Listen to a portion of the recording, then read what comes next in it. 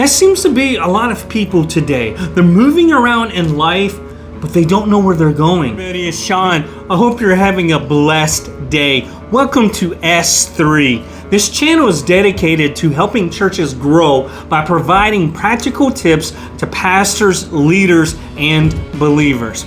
In today's video, we're going to talk about setting goals. With the new year right around the corner, how do we set goals? I remember as a child, I lived in South Carolina, and one night I got up in the middle of the night. I was sleepwalking, and I ran through the living room. I ran out the back door. I went into our backyard, and I was standing there, and I woke up. And then my stepdad realized what was going on, and he chased me outside, and he's like, "Where are you going?" And I was like, "I don't know." That seems to be a lot of people today. They're moving around in life, but they don't know where they're going. I want to help us understand how to set goals. And if you're like me, you're like, how do I do that? How do I set goals? I invite you to stay until the end of this video because I'm going to give you a sheet that you can download to help you set goals for 2022. Let's get started. Outline your goals. In order to outline your goal, the first thing you need to do is identify the results that you want. Do you want to save money? Do you want to lose weight? Do you want to read the Bible every day? What is the result that you want? Then secondly, the result needs to be turned into a goal, a focus point for you. So make sure that your goal is SMART, specific, measurable, attainable, realistic, and time bound. So say that your result that you're looking for is to lose 10 pounds. So you could say, I want to lose 10 pounds in 2 months by exercising 3 times a week. That's very specific, it's measurable, it's attainable, it's realistic, and it's time bound. So then after you write that SMART goal, you're going to have to write action steps to achieve that goal. So action step number 1 might be, I want to eat healthy. So you want to cut out greasy food. You want to eat more fruits and vegetables. You don't want to eat processed food.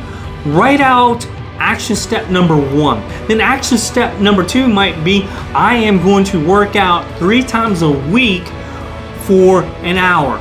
That's your action step number 2. And then your action step number 3 could be, I want to drink water. I want to drink 60 ounces of water each day. You need to give yourself a timeline. So within those 2 months, the first 2 weeks, this is what you need to do. This is my milestone number 1. By 4 weeks, this is my milestone number 2. By the 6th week, this is my milestone number 3. And by the 8th week, this is me hitting my goal. So write out your timeline. So after you outline your goal, then you need to implement your goal. The first thing you need to do is to find an accountability partner, someone that will hold you accountable, that will be your cheerleader through this process. They will give you grace, but they won't let you slack off. They won't just allow you to give up, but they will be there to encourage you, to cheer you on, to hold you accountable. Find an accountability partner. Second is start small. A lot of people, they give up because they're like, hey, I want to lose 100 pounds in 2 months. That's too big of a goal.